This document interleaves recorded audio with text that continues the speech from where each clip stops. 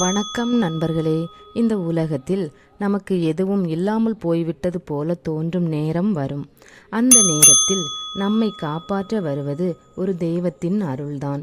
இன்று நான் சொல்லப்போகும் இந்த கதை ஒரு சாதாரண மனிதனின் வாழ்க்கையை முழுவதுமாக மாற்றிய ஒரு உண்மை சம்பவம்.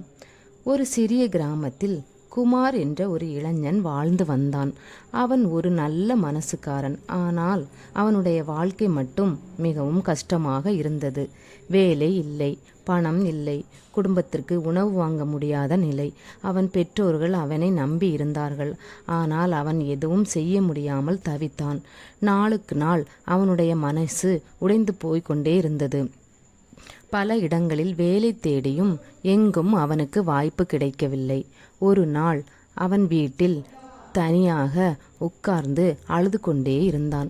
என் வாழ்க்கை ஏன் இப்படி? நான் என்ன பண்ணனேன்? அந்த இரவு அவனுக்கு தூக்கம் கூட வரவில்லை. அந்த நேரத்தில்தான் ஒரு மாற்றம் ஆரம்பமானது. அடுத்த நாள் காலையில் அவன் வீட்டின் அருகே ஒரு பெரியவர் வந்திருந்தார். அவர் முகத்தில் ஒரு அமைதி, ஒரு தெய்வீக ஒளி. அவர் குமாரை பார்த்து கேட்டார், மகனே, ஏன் கவலையாக இருக்கிறாய்? குமார் எல்லாவற்றையும் சொல்லி அழுதான். அதை கேட்ட அந்த பெரியவர் மெதுவாக சிரித்து அவனிடம் சொன்னார், கவலைப்படாதே, கண்டிப்பாக உன் வாழ்க்கை மாறும். நீ முருகன் மீது நம்பிக்கை வை.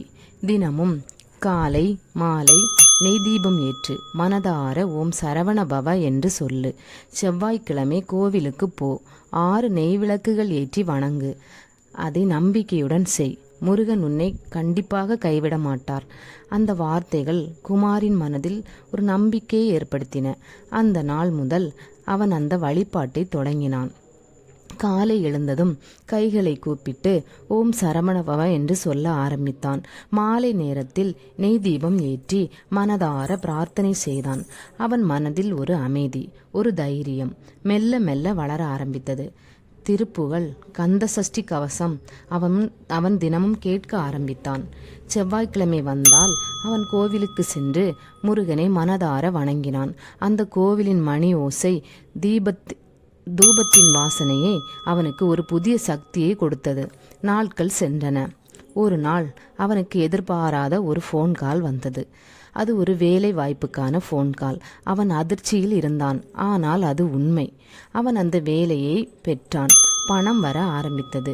அவனுடைய வாழ்க்கை மாற ஆரம்பித்தது. முன்பிருந்த கவலை இல்லை, பயம் இல்லை, அனைத்தும் மறந்து போனது.